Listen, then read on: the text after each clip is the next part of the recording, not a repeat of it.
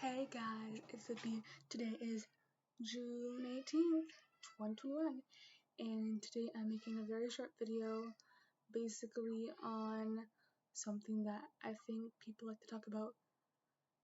Who are the GOATs and what was the best era and things like that. And I just wanted to go ahead and tell you guys what I believe or who I believe are the GOATs and what or when the GOAT era really was. And I'm gonna say it right now and say it was the 2010s, and I'm gonna give you reasons as to why that is. In the larger sense, also why this century has been the 21st century has been the era of GOATs and massive sports athletes who have just dominated and just been at the best level of their game day in, day out. So first, I'll start with my favorite, tennis. So let's go ahead and start off with tennis. And so basically, I would say the 2010s was definitely the best decade for tennis. And it's one of the few sports where I can say it was the best for men's tennis and women's tennis. Men's tennis, we had the big three. Actually, we had the big four, especially in the first half of the decade. 2011, 12, 13. Yeah. And so we had the big three, and big four. We had Roger Federer, Novak Djokovic, Andy Murray, and Rafael Nadal. And those were definitely the big four of men's tennis, and they were just dominating. And I think some will argue it was the big three. So if I had to make it simple for everyone, I would say, okay, yeah, big three has definitely been dominant. Not this week. Not this week. The past decade. Murray had some injuries, so it led to him kind of not being as active in the later half of the decade, or being as much of a dominant threat. But the big three definitely have been just racking up the Grand Slams title. Any tennis fan knows that they're the ones who've been in control of the slams, even the Masters 1000s. And so we're lucky to even get a chance of going deep in the tournament, really. And so with them, it's just common knowledge that either it's going to be Rafa, Novak, or Roger as the winner of the Grand Slams. So definitely this is the most dominant era of men's tennis, and it's one that would definitely go in the history books for the sheer dominance of it. All those three men sharing the Grand Slams between them, and leaving very little room between for anyone else to come in and threaten. And then for the women's side, definitely it was Serena's decade. It has been, but I would say the 2000s probably was more of a challenge.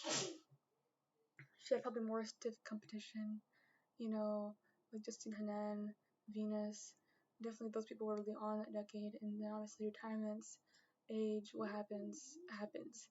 But definitely 2010s was Serena's decade. It was her winner take it all for her, and she just showed that's basically where she wrapped up all her Grand Slams. And I mean, plus the previous decade before, but this decade she really shone through. And if you asked anyone, tennis player, it would be her. And definitely if you ask anyone do you know, can you name a female tennis player? It's her. And even now, up to date, it's someone that you can probably count on across the board. No matter who you ask, name tennis player, it's her. So because of this, it was Serena's era, and on the men's side, obviously, it was the big threes era. So that's why I'm calling tennis is another one of sports, just one of the many I'll get to that had a GOAT era this past decade in 2010s. Now, as you go into golf, it's a little different. Golf's definitely been a sport where you cannot lie to yourself and say Tiger didn't have an effect on golf, or even a small effect. He had a major effect on golf. He brought golf to the masses. And I'm saying this as if, Tiger is retired. No, he's still there. He's just been recovering from injury. I mean, this guy literally won the Masters, just 2 years ago. So he's not out of the game, of course, even at his 40s. I mean, golf is a game where you don't have really any age limit. And so Tiger definitely had the best 2000s, as in 2000 to 2009, ever. That was his decade. And yeah, I would say probably golf had a great decade in that time. Popularity definitely brought a lot of fans in who didn't really know about the sport. That was a great time for them, but you know, Tiger really shone through, of course. I mean, everyone and their mother knows that. And so, if we talk about 2010s, I think you could say and argue that golf had more of a, Tiger was kind of out of the sport for a while, and since 08, 09, but because of that, and he did reappear, of course, but it wasn't his strongest decade, of course. Towards the end, he did regroup, he did get back together. I mean, he had injuries, he had spine injuries, but he was back again, and so that's how you got him winning the Masters in 2019. And so, because of this, you can argue and say 2010s for golf was a lot of different newcomers or veterans or people, a lot of almost like what's happening in women's tennis right now. A lot of people just kind of, tossing the ball between themselves and different winners and things like that. We had Adam Scott, we had Jason Day, we had obviously some new people like Brooks Koepka and Bryson DeChambeau who are really coming up. And of course Jordan Spieth, I think, who's clearly underrated in terms of how much of a threat people thought he was, and he had an amazing short game. He had an amazing short game. Maybe it wasn't the strongest when it came to driving, but he had an amazing short game and was definitely someone who made 2015 his year, and from there on really did great. But I mean, he kind of faltered a little bit, but he had been coming back again. So definitely someone who was really big in the half of the decade, and I mean, even I respect too because of his game, and I mean, he distracted a lot of. So definitely someone that I would say for sure had an incredible, um, you know, time and a lot of wins. And even if he retires now, he has made so much money and sponsorships and things like that. I mean, you see him on the Golf Channel ads. So definitely someone I would definitely say had a great year, a good decade. But yeah, I think with golf, it was a lot of people coming in and out, changing of the guard. It never really happened. They were always looking for the next Tiger, and it never really happened because if we had the next Tiger by now, we would have someone who's undisputably the best in the game right now. And tried to make Jordan the new Tiger, it didn't work. Both of them came from college, Stanford, University of Texas, but it isn't the same thing. So, I mean, to have another Tiger, we have to have someone who is just dominant. We haven't had that yet so far. So I think it's different, but with women's side, it's also been interesting too. I think women's golf had a great time in the early 2000s as well. So maybe the golf's peak era wasn't the 2010s. 2010s and the beginning, it kind of maybe was a little bit better in terms of other players. There was Stacy something, I'm sorry for that. Michelle Wee. Players who didn't pin up, but we had a lot of other players who came, who really became dominant. A really young player, Lydia Ko, 17, 15 even, was really on the tour and winning. 14 too? I don't really know, but she was really young, and since then she's been really good, successful, and got a lot of Korean diaspora like Lydia Ko, but also Koreans from the Korea continent country. A lot of Koreans have been doing great. Inbi Park is one of them. There's 100 million other ones that I can't name, or else the video will be like an hour and someone. But of course, we have also the twins, one of them being, I can't pronounce Thai names, so I'm gonna just go ahead and say Arya Jutagaran. And so, I mean, a lot of people who haven't been, like, they just came and went, but also some really good, strong ladies who had a great, decade thus far and still are doing good. So, I mean, when it comes to Olympics, it's very competitive because I know with Koreans, it's like, how many Koreans will you get on your women's golf team? I mean, everyone, so it's different, but definitely it's at a good point. And if we go on now, we can move on to basketball. Basketball's GOAT year was definitely 2010s. I'm sorry, it just was. Although basketball fans can argue this with me, but I think definitely LeBron has become Obviously he's not MJ, he's not Michael Jordan, but he is close, especially given there's another Space Jam movie coming out. So that's something I would definitely talk about and argue with someone. But no, I mean like LeBron has become someone who's really amazing. They both have the same number and stuff like that. So conspiracy, I think not.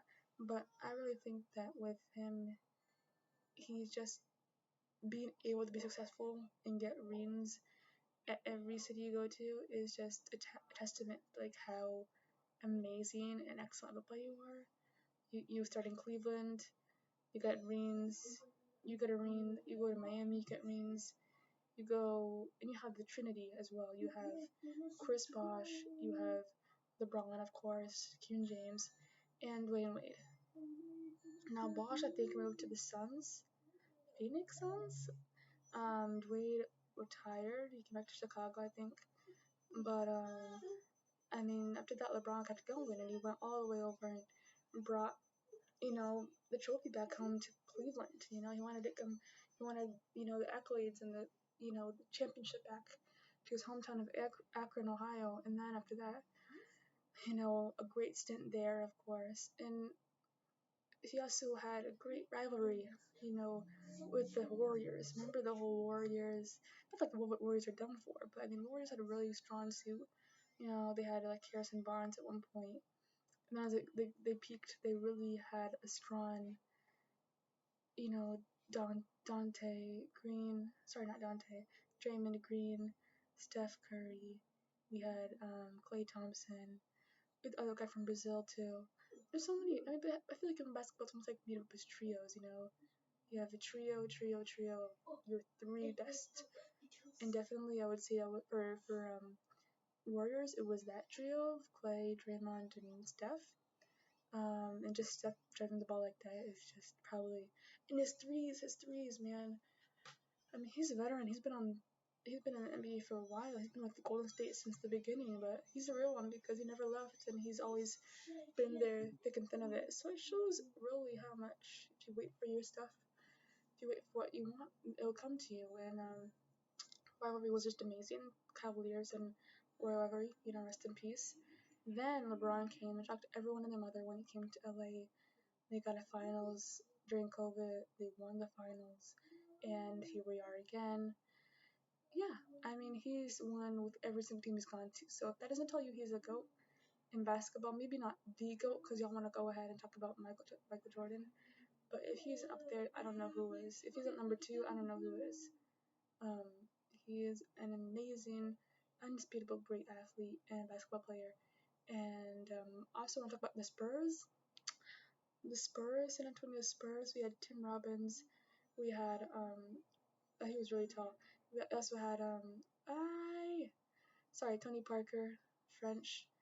And then another guy too. I'm sorry for I keep forgetting, but another trio, example of trios, who had a great run in 2011, 12, 13 maybe. Before I don't know, someone left, and then the rest probably have retired. Someone left the Spurs. I think that's what probably happened. But they had a great, rivalry in a way with the Heat at some point. I don't know the win loss record is or who was beating who, but I remember it being competitive and really being, before the Warriors came on board, it was something that was nice, kind of a little bit of a rivalry, you know what I mean? So that was, the South and the South, I guess. Um, but yeah, definitely I would say that basketball has had a great decade for sure, and it's been really entertaining to watch. And just having LeBron, you know what I mean? LeBron's been there for like a long time. He's been here since like '05, but to see him grow as a player is amazing. And I mean, yeah. So then we'll move on to soccer, or as you call it, football in Europe, Africa, or anywhere else besides America.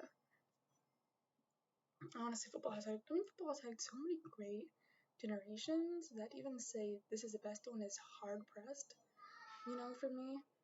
But I think it is probably one of the best, you know what I mean?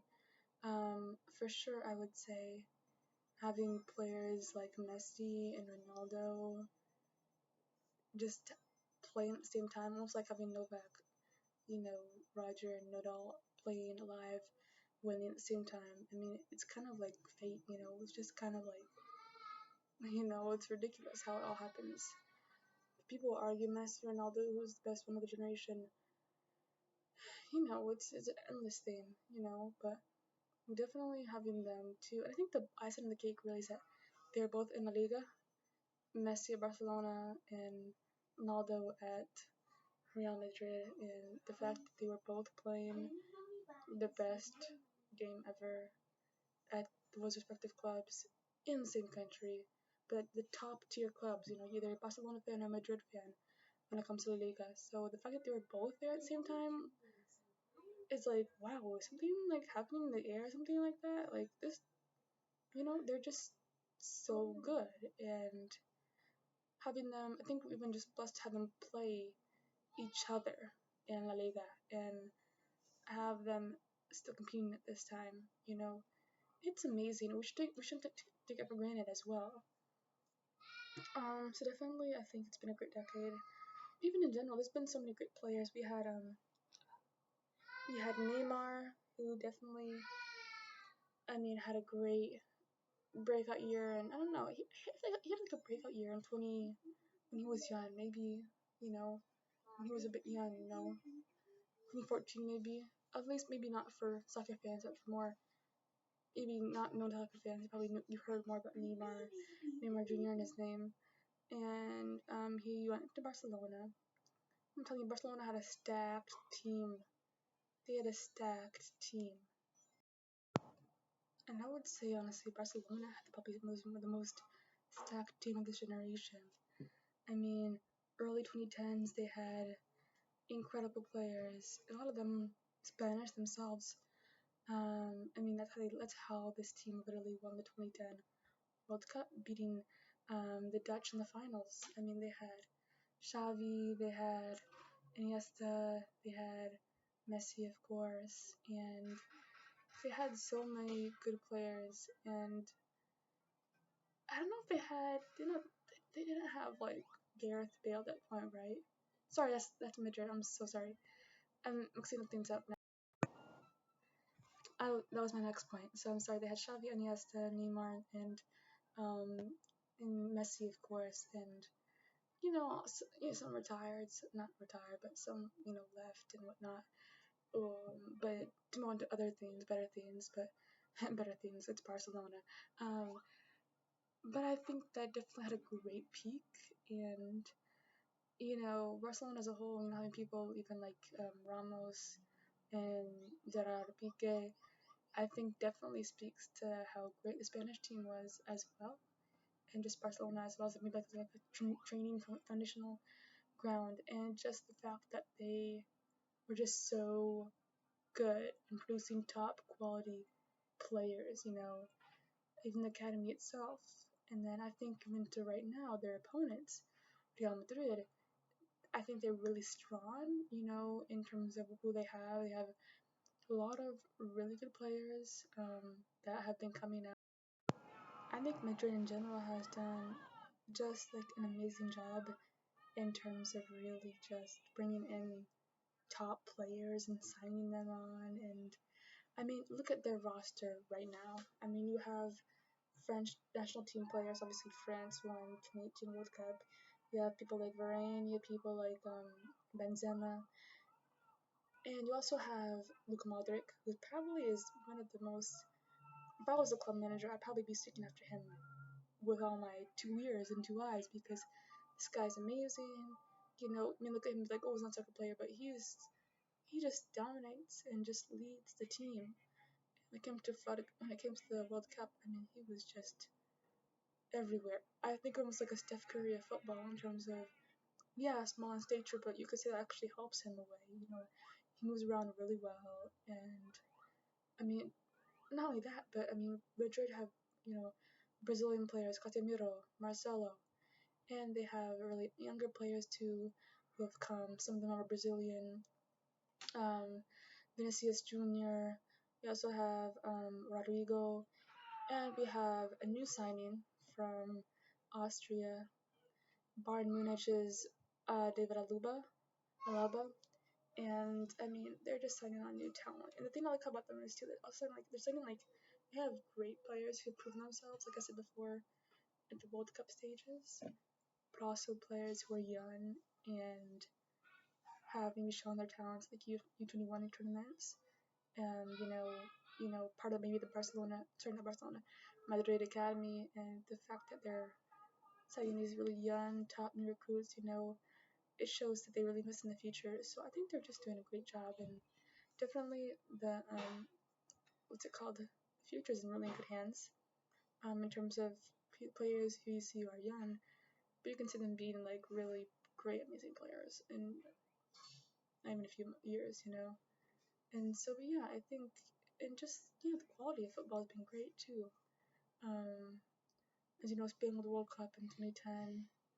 Then Germany won in 2014. Since then, Germany team hasn't been as great.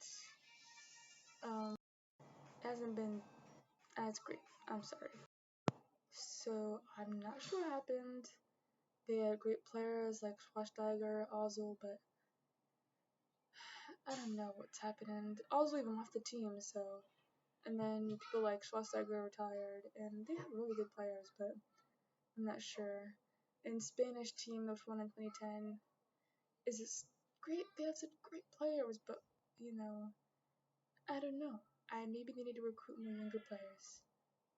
I really don't know what happened. And of course, the Italians who won in 2006. There's a whole video on YouTube talking about how the team collapsed. Management was bad. They had to, bring back another manager. Yeah, they had to bring back Mancini, and then other players kind of just didn't live up to whatever was thrown at them. Like Mario Balotelli. It's like, what happened to him? I know he's playing Series B, but like, seriously. This is kind of guy who has all the talent in the world. Don't tell me he's just playing Series B's now. Like, when he's playing Man City, and I have no idea. Anyway, though, I think it's a whole thing. And then you also have France, but France is a team. They won 2018. The team, World Cup is next year. They're a team who I can see defending. They've been a strong team since '98. Not since '98, of course, before that, but I mean since the '90s when they had people like they had the what they call it. It was funny the way they had it. They called it. I'm not gonna say it here though. But like Zinedine Zidane, um, kind of spearheaded the team in the '90s, and he's at Madrid now, which I think is great. He's probably a big factor in why Madrid is getting such great talent right now. But also just the fact that they've always had great talent. I think in France it's different in terms of training and not training, but like, I don't know, just like youth recruitment and just the fact that maybe I don't know, like just I guess they're doing it right. I don't know, like just they're definitely a strong, strong team. That's obviously common sense, but I could see them winning again 2022. And I also have my favorites as well because US did not qualify for the World Cup. I barely see them play anyway, so I really like watching Belgium. We have Hazard, who I forgot to mention. Eden Hazard is part of the Madrid team, and we also have De Bruyne, Kevin De Bruyne, and also sorry, I probably butchered his name and everyone else's name in this video.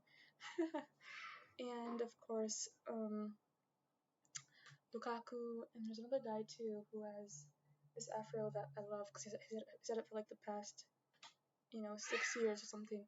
And they have a really good goalie too, really tall. But definitely I would say I love Belgium.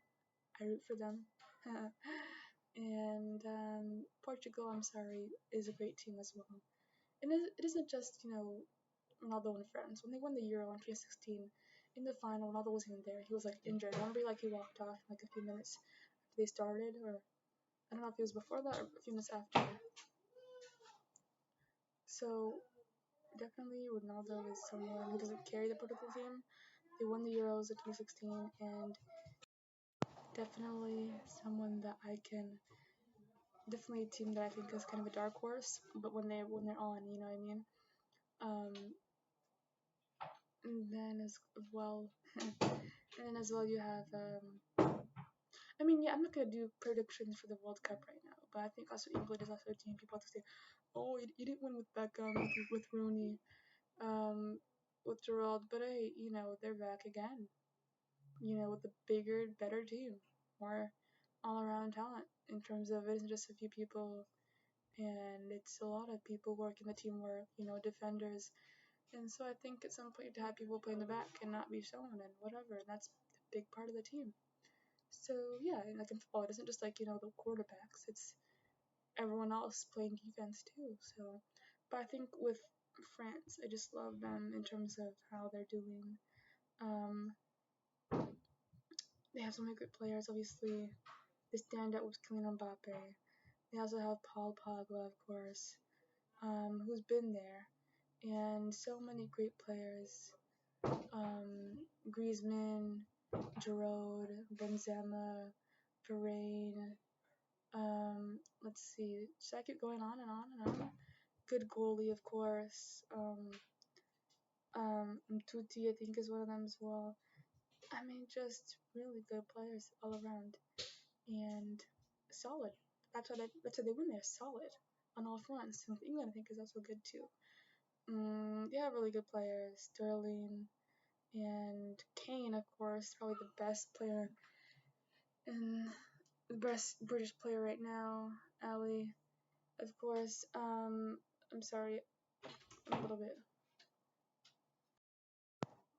And then we also have, of course, Jesse Lingard and Jordan Pickford and Marcus Rashford, MBE, to you basic people out there. I'm just kidding. That's amazing to have an MBE, by the way. And then, yeah, I mean, I think they have a good team, great coach as well, for sure. Also, the French coach, I think, is probably coaching is a huge thing that people talk about. You go, it's the players all as a because as you can see with France, they had a great coach. As you can see, the French coach was theirs on their team, 98. So I think coaching is probably important.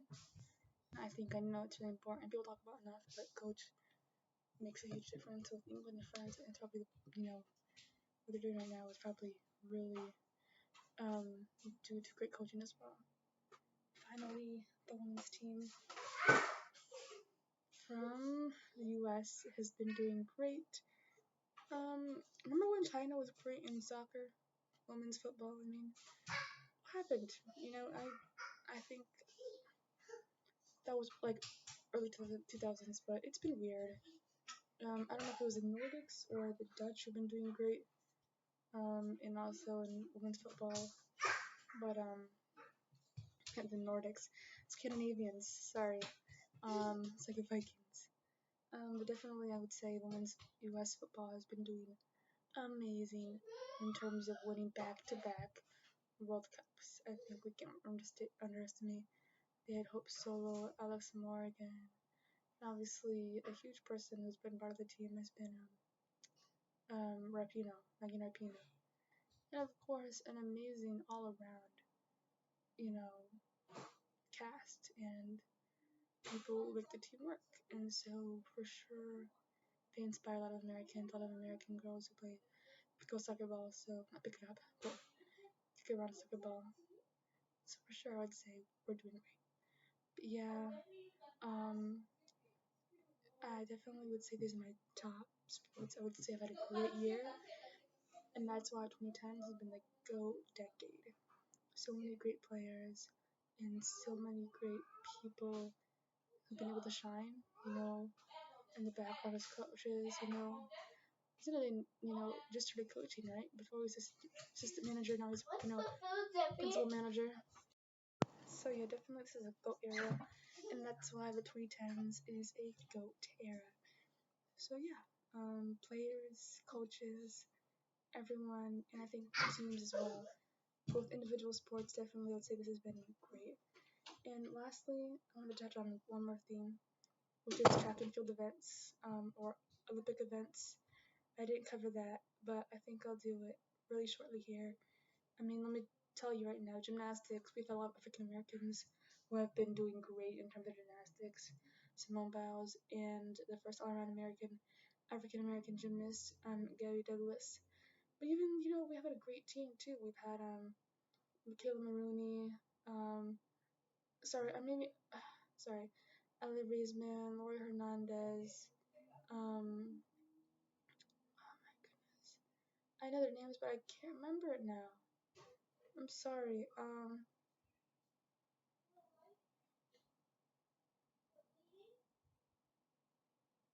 Sorry. I had like a huge brain fart right now.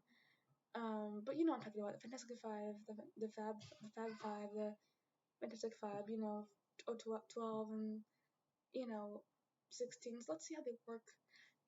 It's not how they work. Let's see how they do this year in the Olympics. And I mean, Usain Bolt came in 2008, 2009, smashed records. Beijing was his Olympics. That's the T. And he retired in 2016, but I mean, his record is still there. And who knows who's going to beat it? And lastly, we also have Michael Phelps, Olympic swimmer, who also retired the same year, 2016, and has like 22 Olympic medals, a bunch of gold. I mean, Olympics had a peak year this past decade. And it was only like, really Rio and London, to be honest with you. But a lot of people also started out. Hello, I'm Isaac. In general, we had a lot of great athletes. And I think they had a great time. And we'll consider this forward to seeing them in the upcoming Olympics. But not just Usain Bolt. I mean, the entire team of Jamaica has had great running success. Shillian Fraser-Price, as being one of them. She also, I think, retired as well. And then we just have so many great BICEP females. I also thought the Jamaican 4x4 team was amazing, and obviously, I mean, it just showed how they're all around amazing, short distance athletes, and also the Kenyan team, of course, I'm Kenyan, so I have to go ahead and flaunt myself. Like Koskai, Rudisha, and Kipchoge, a lot of marathoners, a lot of obviously long distance runners, who have just gotten us all these medals, man. I mean, it's crazy good. I mean, indoor, outdoor, you name it. And then with just the fact that we have shot putters, Kovacs, Krauser has a record, and those are all American, by the way. So, and yeah, I mean, just every single section, gymnastics, whatever, football, whatever. I mean, basketball, whatever, shot put, whatever. We are just a lot of great athletes have had a great, remarkable time, and I'm also missing really. I think I've named it a lot, So I think we've had a great year, you know. Muhammad in fencing, right? Alien diving, A lot of great young players who became really good veterans. Also, I should also Ryan Lochte for swimming because he's second most decorated Olympian swimmer after Phelps, and Phelps is just so hard to compete with anyway. So definitely. And lastly, I want to touch upon the football teams in America. Tom Brady, Peyton Manning. Those are guys that I think have shown that age is just a number. As long as you have the mentality and the discipline, you can do it. Brady's still playing, won everything with the Buccaneers, right? With Bill Belichick, and then also going ahead and moving now to Buccaneers, where he won his first Super Bowl. I mean, if you are moving like almost like King James, move to a new team, and you win your first Super Bowl. That is crazy. That is amazing. They beat the Chiefs, obviously, but the Chiefs won the year before. They're hoping to become defending champions. I was cheering for the Chiefs. Sorry, not sorry, but definitely I would say for sure their quarterback, Patrick Mahomes III, is someone who I definitely see being a huge player with potential, and definitely I'm going to hear from him a lot more in the future. And yeah, I mean, a great kid. And then we also have Peyton Manning, who was playing with Denver. Remember the Denver rivalry, the Broncos rivalry, and the Seahawks rivalry? Russell Wilson. We had Russell Wilson. We had Marshawn Lynch. We also had my Stanford guy with the dreads on. Russell. not Russell, Richard Sherman, who now plays for the California team, which is they're the ones who got beaten by the Chiefs 2 years ago. Yeah, not 2 years ago, a year ago. Ugh, there's so many California teams. I can't. So many in football and hockey and not soccer. Ugh, there's too many. I can't keep up with all of them. Everyone's always moving to California. I just can't do it. Uh, but also, Redskins also had a good decade. I mean, but some teams like Redskins, had a, I mean, they had a trick in the third. There's some teams that kind of lasted a bit. Redskins. Oh yes. Pittsburgh Steelers. They deserve so much more in terms of wins. I feel like. They have great coaching, but it's like they deserve so much more in terms of wins. I don't know. They have a great quarterback, so I don't know. Green Bay also had a great. I don't even know what it was. Maybe first half of the decade. They've been always struggling, you know what I mean? They have Aaron Rodgers, of course, but even Aaron, I think, looks like he's gonna leave. He's not gonna leave. I thought Messi was gonna leave Barcelona last year, and he's still there. I mean, he's 33 years old, something like that. He's spent his whole life there since he was a child at the academy. So yeah, I would get why he wants to leave, but at the same time, it's Barcelona. It is all he knows, right? And one last football team I remember is the Philadelphia Eagles, which had a great stint at the Super Bowl. They made the finals. Lost to, I think, the Patriots, which I think was close, but they haven't recovered back from that since then. So people always made fun of the Eagles. It was the Eagles always never win. I love Philadelphians. They never win. They're the home team that never wins. But going to the finals was definitely a big thing for them. So I'm happy for them. So yeah, but I think this deck has been great.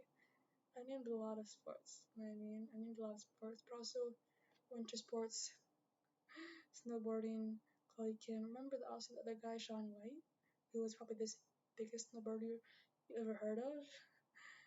Snowboarding became cool, it became like skateboarding, almost like Tony Hawk skateboarding. All you need all you need now is a video game. And then we also had Winter Olympics, Meryl and Charlie, and another guy from Japan who's really good. Just beautiful stuff right there. And of course, your regular, amazing, awesome players. I put to mention, in beach volleyball, Kerry Washington Jennings.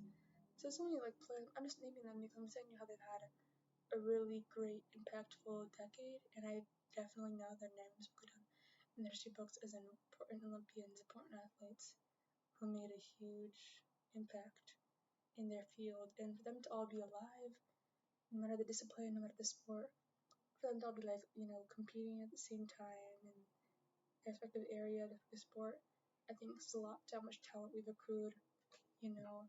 And even though I said the 2010s is the best decade, I think even now we have still people who are competing. Obviously, some people retired already and left the sport, but I think even now we have a lot of great players going forward as well. And so time will only tell what happens from here on out. But for now, definitely we're at a good spot, and let's see what the future brings for athletes. Alright, guys, see you next time. Maybe next time I'll see you when it's Tokyo 2021. Let's see who goes. Go USA.